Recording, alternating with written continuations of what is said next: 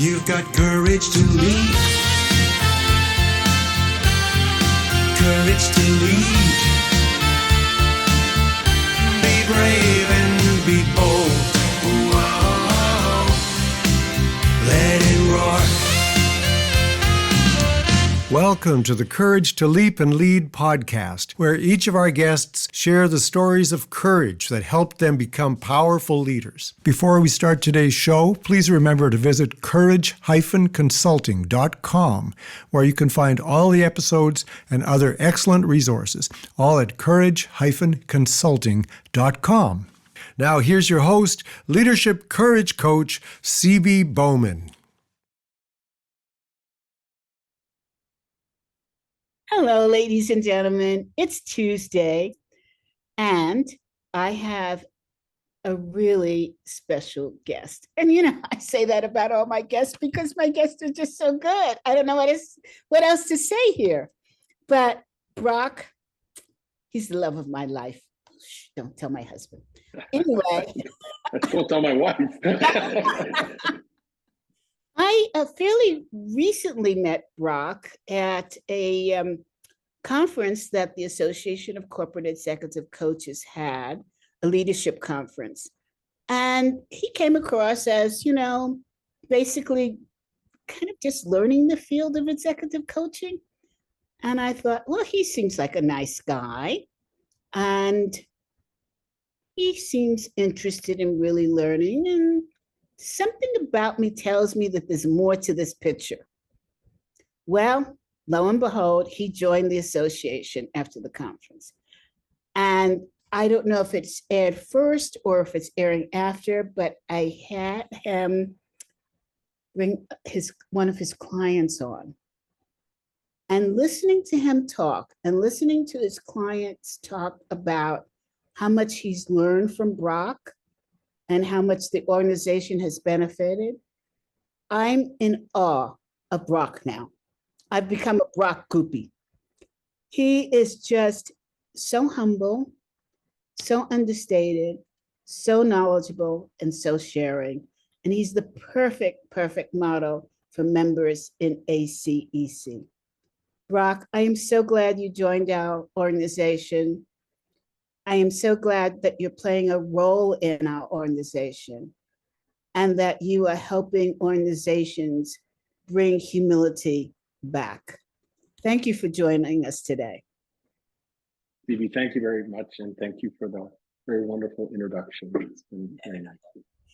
Brock, tell us a little bit or a lot about yourself, because I want to understand how humility seems to be at the top of your values. How did you grow up? So, brought up the fourth son, a military officer. My dad was a very decorated Air Force pilot. Wait, we can't talk anymore. I'm Army, you're Air Force. There you go. Yeah, but we're just a little higher than you guys. Oh, okay. It's hard now. Actually, I was at an event with my father, and they did all the regimental songs from Army, Navy, Air Force. And when it came to the regimental song for the Air Force, they all stood on their chairs, and I reached over to Dad and I said, why are they doing that? He goes, because we're a little bit higher than everybody else. Whoa, okay. My dad's going to get you for that one. So you grew up in a very strict environment then? Very strict environment. And I always said, my dad had values and I have values, and there's some overlap. How we interpreted them were a little bit different though. Mm-hmm. I think my dad had a strong value for integrity, and he had demonstrated a tremendous value for sort of the ground crews that kept his plane going and fixed his plane at night and packed the parachutes. And he really celebrated those men and women. And that taught me a lot about the importance of the team. And it's not just about the guy in the seat, but about the team that supports that person as well. And my dad and I didn't always get along, you know, and in fact, turned 18, it was like, I got to get out of this house and quick. But I do attribute a lot of sort of the importance of integrity. My dad did a number of things in the Air Force, which probably cost him his career. He retired as a squadron leader. He probably should have retired as a general. And but he did some things, including standing up for people. He would stand up to authority. And back then in the Canadian military, I don't know what it's like now, but you didn't do that. And if you did, your career was sunk. And my dad seemed to make a habit of doing the right thing at great cost. And I think that rubbed off on me a little bit as well. Yeah, well, yeah, it's the same here. You know, military is military. And, you know, you go with the flow or you go against the flow. And then there are those repercussions, right? Yeah, but, yeah, you know, it's learning that you and I have experienced. And well, we left home early. You know, you can't uncover the skin that you were born into, right? Necessarily. So, okay, so you left home early, and then what happened? And by the way, what did your mom do? So mom was a home mom. She was a stay-at-home mom. She was a war brag. Dad met her in England after World War II, and she came over to Canada on the I can't remember, similar ship to the Titanic, but it was a little bit different. She came over to Canada on the ship and landed in Halifax. And where was she from originally? She's from Chesterfield, Derbyshire. Oh, England. Okay. Yeah. And so she was a war bride, came across Canada. So, you know, left her mom and dad, never sort of been away from home, and came to this strange country with strange people. Wow. And, actually, dad wasn't here when she arrived. She had to go meet dad's family, and then dad came. That came later.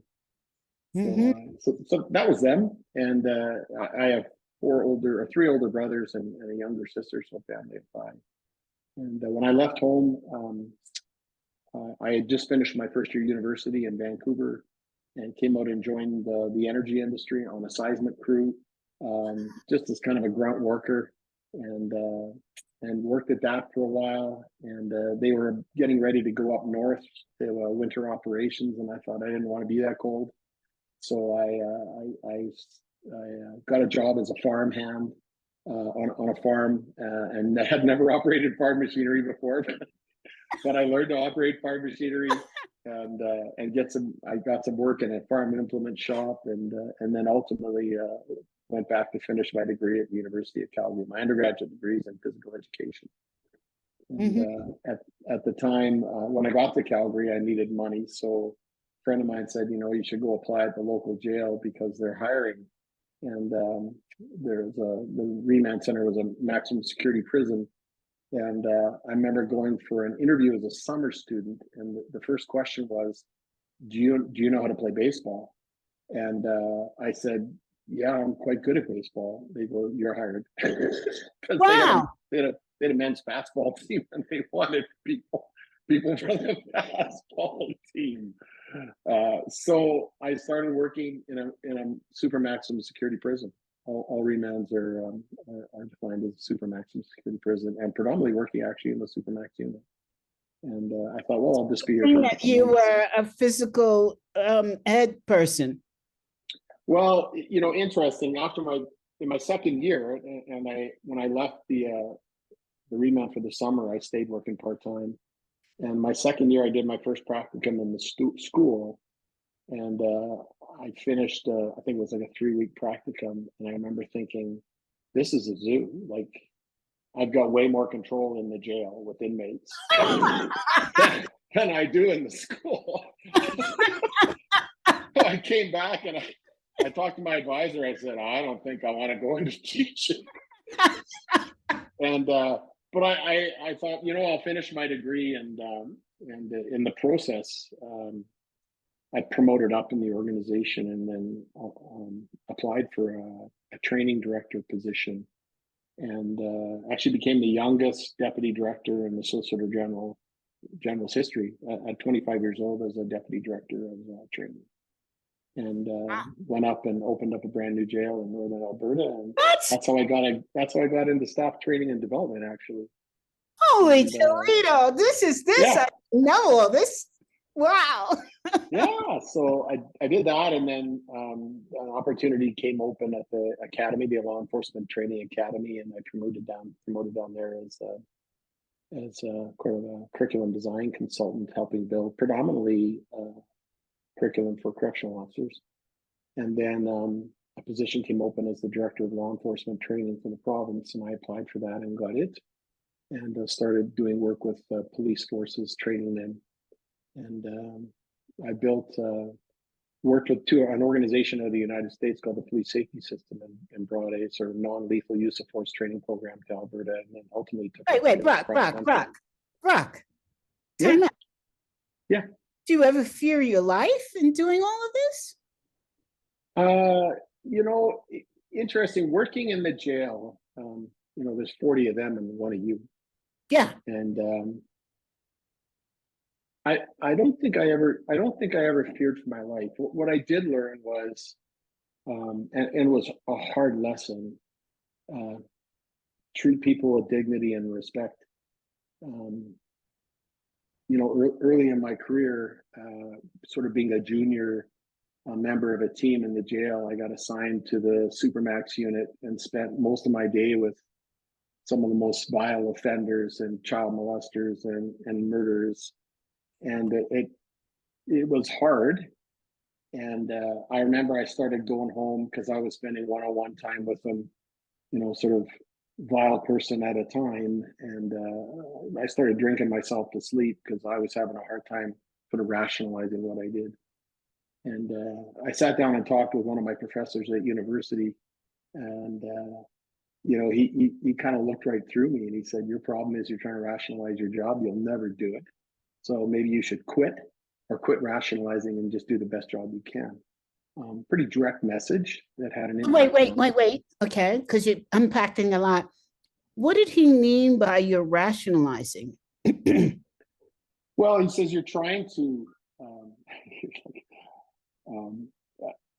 I was working with people I would have just as soon done harm to, because they were evil people. I always say I saw evil before I ever saw God. Wait, hold on. My puppy wants to go out, and yeah.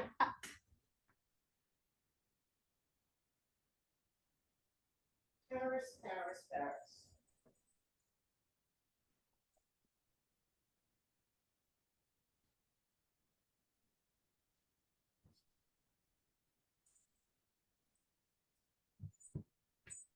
Sorry, ladies and gentlemen, I didn't want her to have an accident inside the house.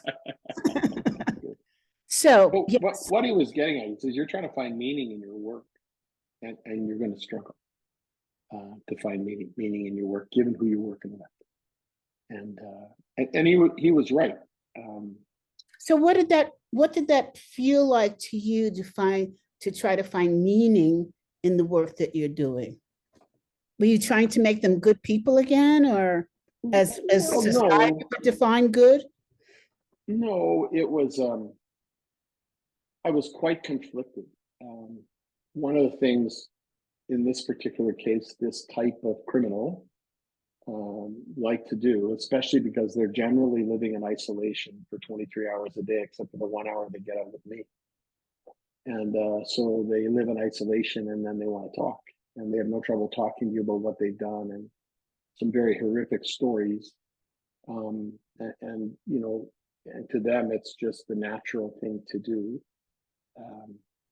And at the time, how old was I at the time? I think I was 22 or 23. Just a young kid, inexperienced, and hearing stuff that I thought, boy, I remember thinking of my dad. My dad didn't tolerate stuff, and the belt wailed in our house, and it was like, I just want to take the belt to these guys. So when Professor Al talked to me, it was like, you either need to quit doing that, because you can't do that to those people. You're there to do a job, which is to guard them and to make sure they stay secure, and then do your job and get out. And he said, if you can't do that, then you should maybe quit. Or he said, change something. So I sat down and went, I need to change something because I wouldn't have called it that at the time, but clearly I was going through some mental health issues, and I said, I need to change something. So I applied to be prison rec director or assistant rec director at a minimum security jail. And that had a huge positive impact on me in terms of I needed to get out of there. I eventually went back to that jail in a different role, but it was what I needed at the time. Wow. Wow. I don't even know what to say about that, because, you know, it sounds like a more of a question of you wanted to fix them. And I would probably want to fix the situation also. And how do I you, don't think I didn't want to fix them. I wanted to eliminate them. well, I was being nice about how I phrased that. Yeah, fair enough. Next subject. Yeah. Let's talk about Christmas. Oh my goodness. So were you married at the time that you were doing all this? I met my wife to be. We had just started dating. And how did she feel about the work that you did? Well, I don't. We didn't talk a lot about it. She was working full time as well, and I was working, and going to school too. I mean, did she not feel that your life was in danger, or? Not that she ever communicated to me. Okay. I don't think so. So it's just we were living our life, doing our jobs, and getting to know one another. So yeah, from her perspective, I don't think there was a worry. So okay, so now we understand the tough exterior you have and the humility that you have inside. All right. Next, after this position in the jail system. Yeah, so I eventually moved out of security. I got into inmate recreation, and from inmate recreation into staff training and development. And then from staff training and development, went to the law enforcement academy. Okay, how did you learn about staff training and development from where you were? Well, my initiation into staff training and development was I became a CPR instructor trainer. And that's the first time I started teaching adults. And I really liked the idea of teaching people who had life experience, and I enjoyed it. And then the position as a deputy director of training came up because I had a degree, and that helped me in my application for the position. And then it was all new to me. I had to learn what I was teaching. It was like learn it one day, teach it the next day. How'd you go about learning it? So you kind of sit in and watch other instructors delivering the program. That was a big way. Sit in and watch a few classes. Any reading materials you could get, you did. You took the class as a student, so it was kind of learning on the job and sort of teaching on the job, and kind of make it work as you go. And the reason why I'm asking these questions is, many of the show is about courage to leap and lead. And many people listen to this because they feel stuck in what they're doing or what's happening to them. And you hear so many success stories like yours about how you started in one direction and you were successful, and then moved, for some reason or another, felt that you wanted to move from what you were doing into something different. And people said, but how did he do that? How did she do that? This is all I currently know. And so it's not by magic, it's by work. And as you said, listening to other people and reading as much as you can and understanding where you are in the process. Is that correct? Yeah, and I think, what's the worst that can happen? The worst that can happen is I go back to that is the most important thing you've said then. It's lack of fear that you're going to be stuck if you're not successful in trying something new. Yeah. I always felt that was the worst that could happen was I ended up going back to where I was and starting over again, and we'll see what happens then. And that's a unique mindset, because as I said, so many people feel like, oh, everybody's going to be looking at me if I'm not successful in trying something new, and I won't be blah, blah, blah. And the story goes on that we tell ourselves on and on and on. So I love the fact that you look at things like, let's go. Doesn't work? There's other options. Mm-hmm. So from there, you went into training and development. You learned how to write courses and how to deliver effectively. What next? Well, I think one of the most important things I learned at the college, like sort of two key lessons from the college. One of my responsibilities for instruction was officer safety, so arrest and control, sort of anything but lethal force. So everything less than lethal force was my responsibility to teach. And I learned under the existing instructors, and I realized I was teaching stuff that worked great in the gym, but didn't work in reality.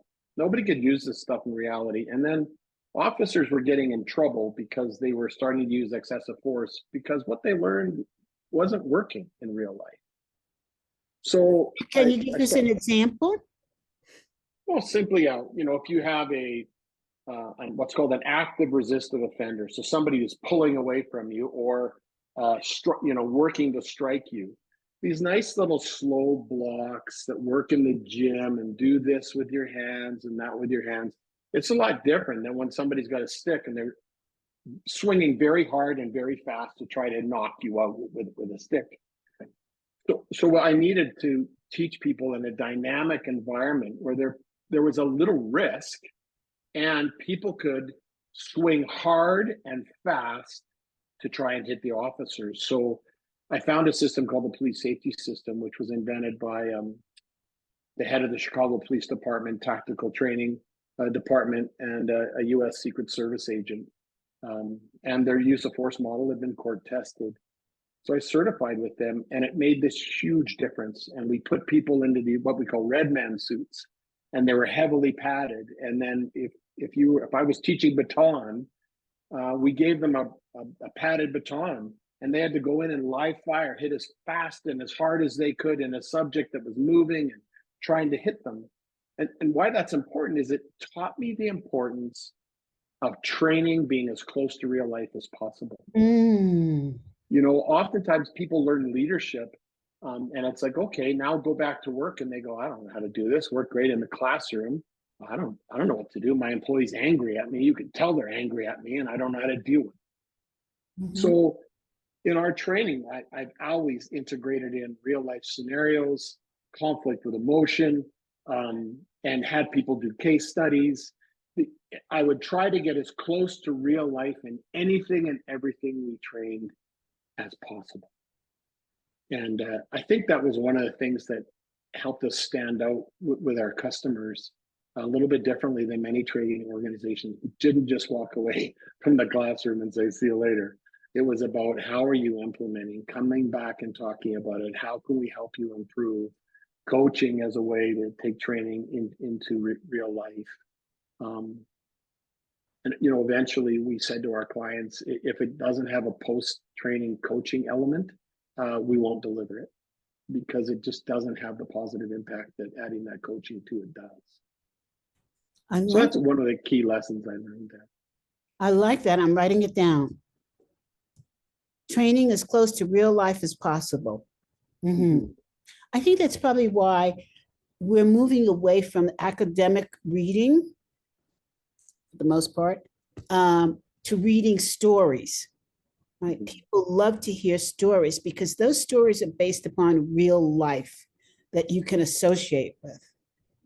Yeah. Mm-hmm. Versus a bunch of research information, right? Yeah.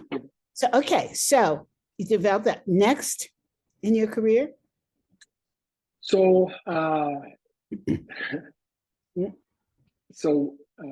one of my responsibilities was First Nations police training. So the province had started an initiative to help First Nations build and design their own sort of police departments.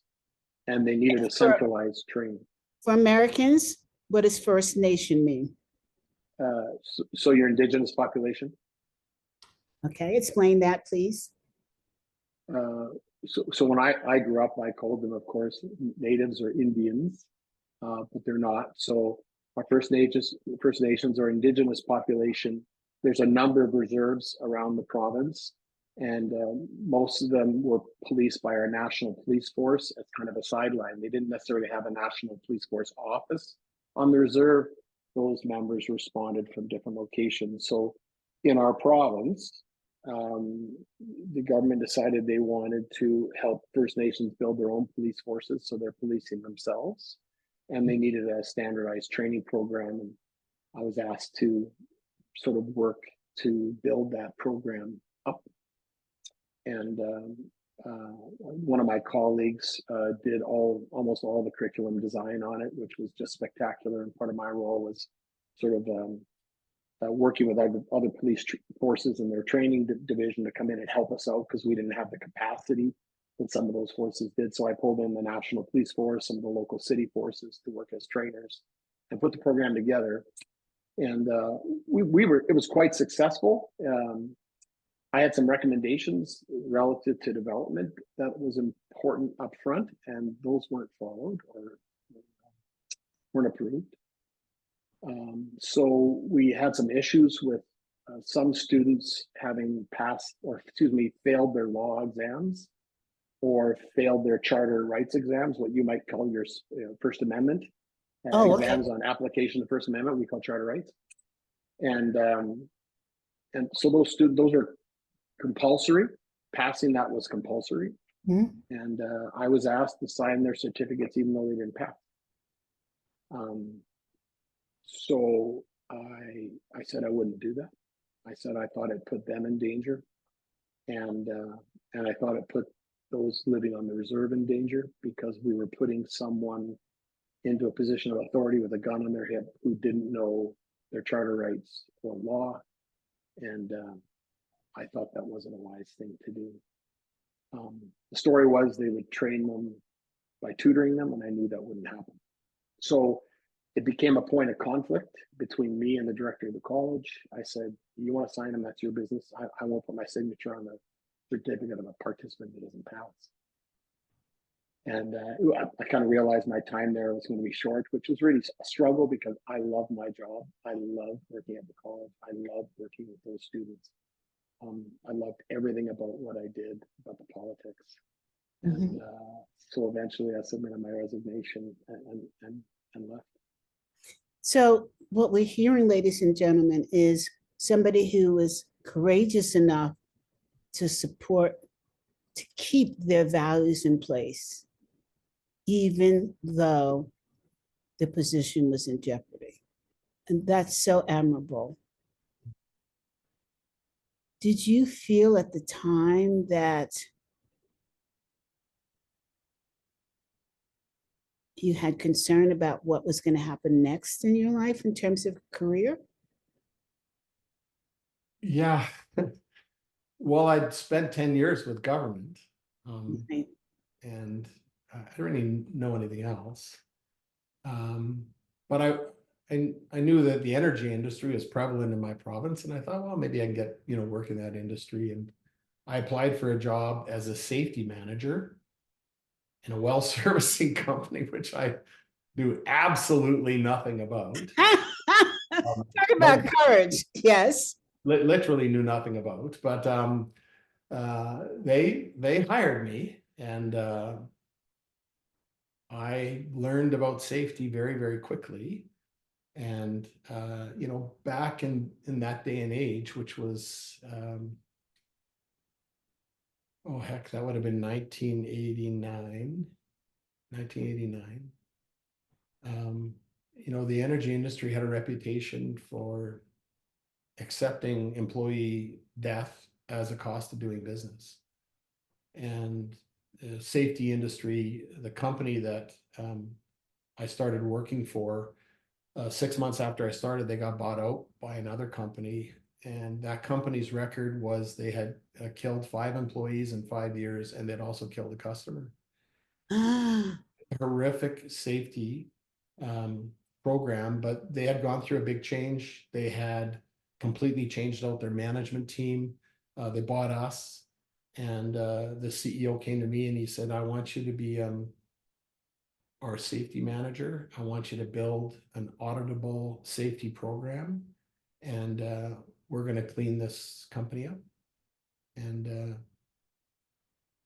And that was the start of a sort of an 8-year career with them. And we eventually took that company in 2 years from one of the poorest records in industry to winning the CODC Class A Service Rig Safety Award 2 years in a row. Wow.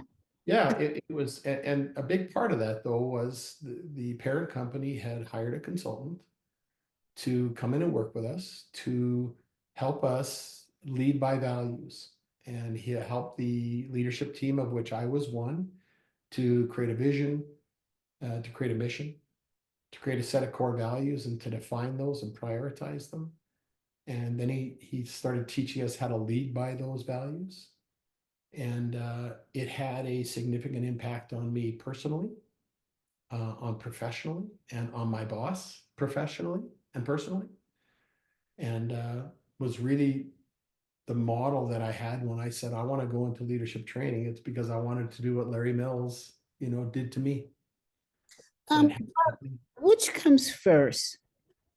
A company's values or their mission and goals? Well, I think best it's done hand in hand. So, and if you talk to 10 consultants, I always tell my customers, if you ask 10 consultants, they'll give you 10 different definitions of vision, mission, and values. But from my perspective, is vision is why we exist. Mission is what we do. And values are simply the behavior we're going to emulate when we execute on those two things. And that behavior is with our peers, with our customers, with anybody we engage with. Those values are behavior-based values.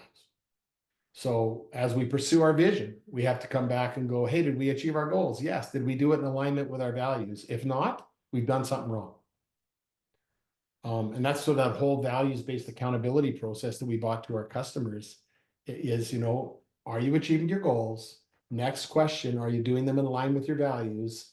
If the answer is, no, then you need to do some corrective work. If the answer is yes, keep doing what you're doing. And that continuous and short-term accountability needs to be involved in the organization on a daily basis. I'm going to fast forward a little bit. Suppose you're working with a client who believes in command and control. Can they still incorporate values, a values-based system? Well, no. One of the things we teach is various models where values-based systems work and don't work. And what you termed a command and control model, or we would call hierarchical, that model of leadership kind of came out of the late 1940s when predominantly men were coming back from World War II and going into supervisory or leadership roles in companies. And functionally in that role, it's everybody just do as you're told. Which in some ways is quite easy to do. Just come to work, do as you're told, and leave. If you have any sort of inclination, motivation, desire to improve, that's a terrible environment to work in. And I can tell you, I've asked tens of thousands of people what it's like to work in that environment. I get the same answer. It's boring, it's redundant, you don't grow, it's non-stimulating, and a horrendous, place to be.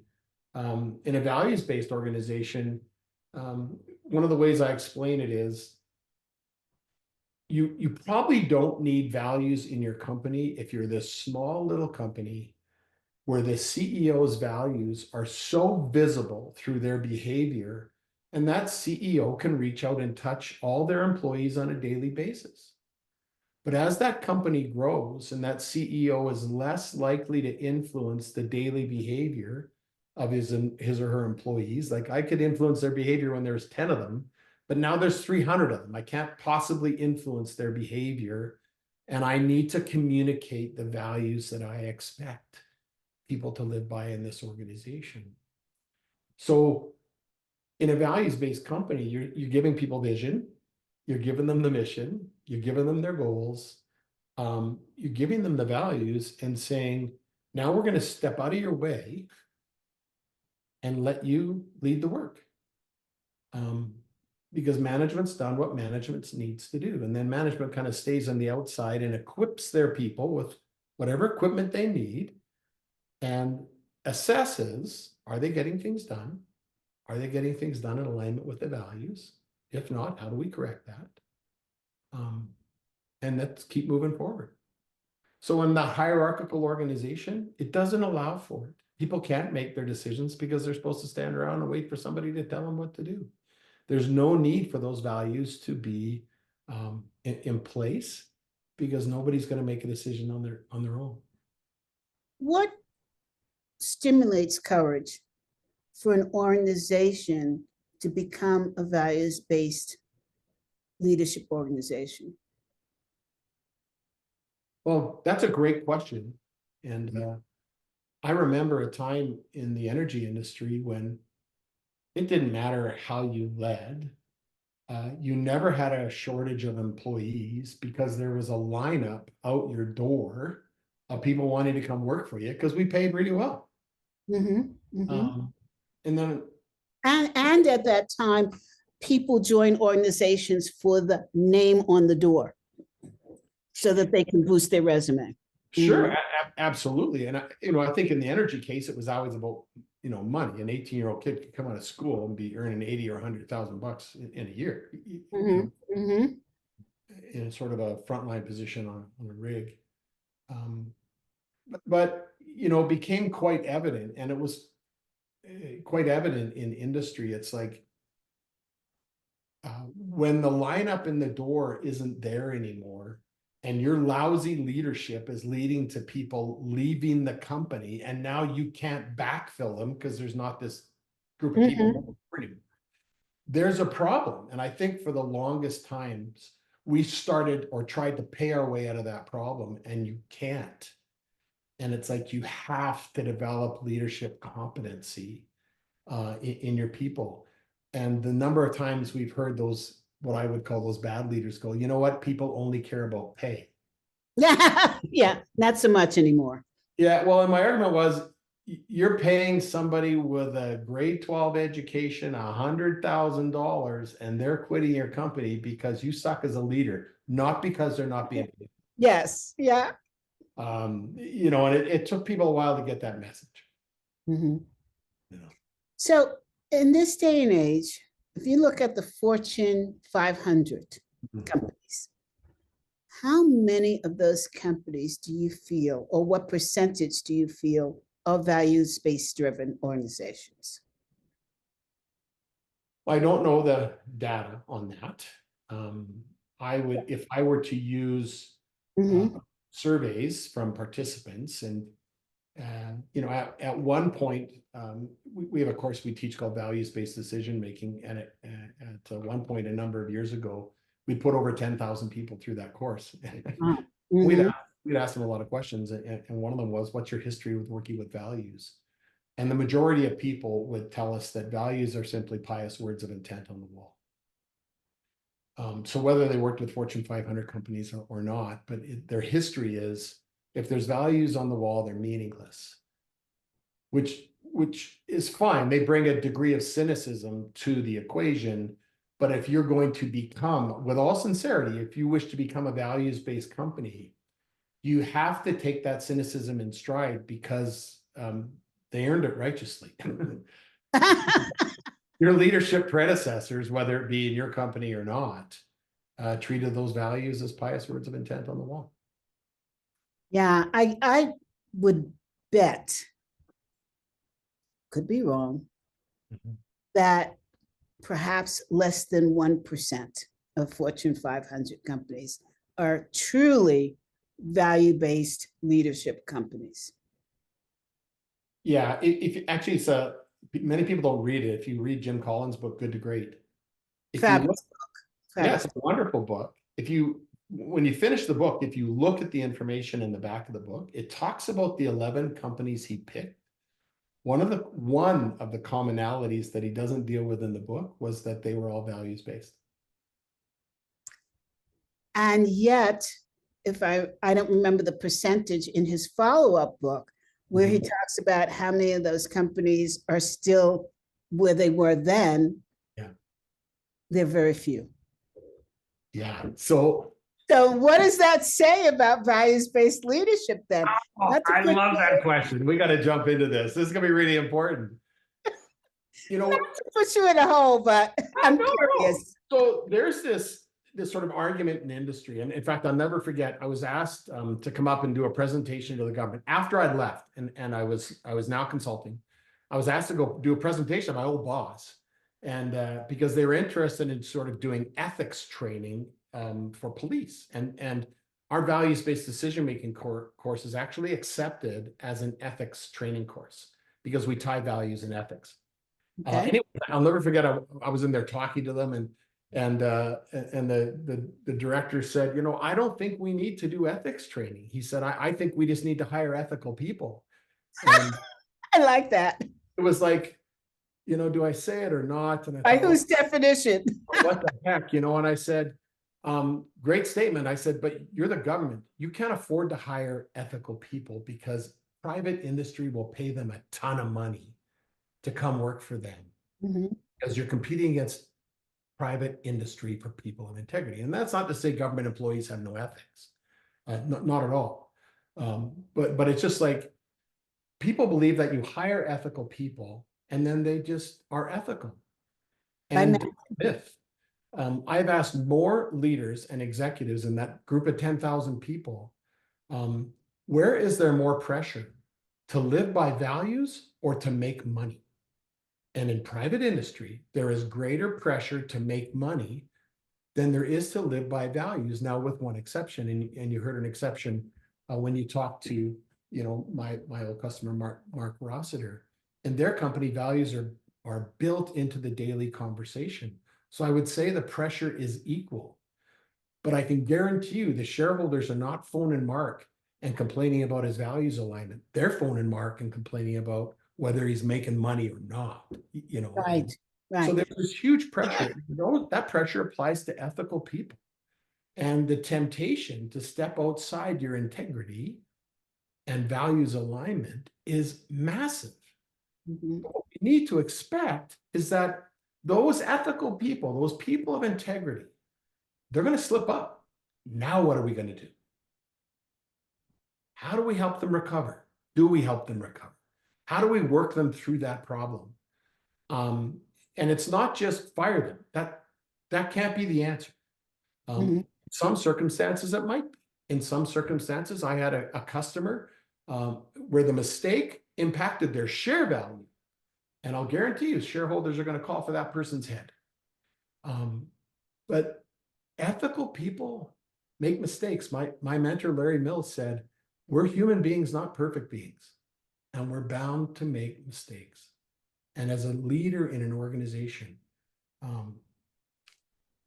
you need to expect that there will come a time when almost anybody in your company is going to slip up under intense pressure and do something that may not align with your values or integrity. Okay, but then the question becomes, when's the breaking point? Yep. Yeah, it does.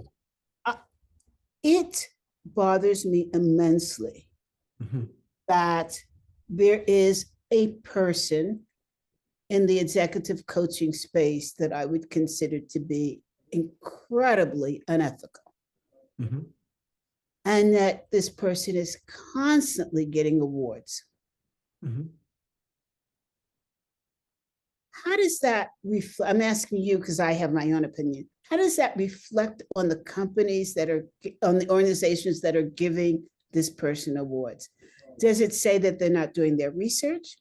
Or does it say that they're ignoring this person's ethical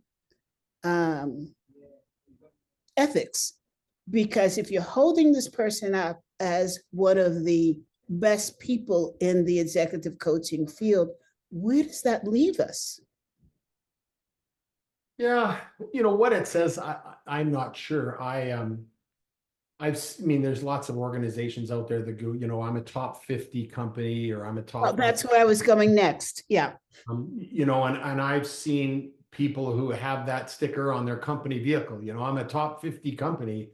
And I've just come out of taking a in-depth look at their culture, and it's like, holy mackerel, what was the standard for that? Well, you and I both know, well, you and I know that myself coming out of a Fortune 500 company, that most of these surveys are paid for by the company that gets the award. I recently wrote to one of these companies that gave the award in the coaching space, and I said, how does one get on this list? The response was, it's paid for. Yeah. They pay to get their names on the list. And then I thought, you know what? I think I need to remove any association with this organization that's giving these awards. Because it just didn't sit right with me. How do you say these are the top people when they've paid for that announcement? Well, and CB, I think there are those that do that. And I think there are those that have a reasonably righteous intent in terms of honesty and integrity. But as you know, if you want to get at sort of the underbelly of the company, you have to ask some very direct, uncomfortable questions.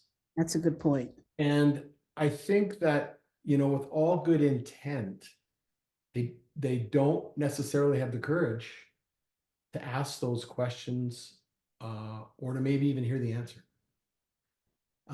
Or there is a focus on, as we've been talking about, the bottom line. Yeah. We can make money by giving these awards, and so let's do it that way without looking any deeper.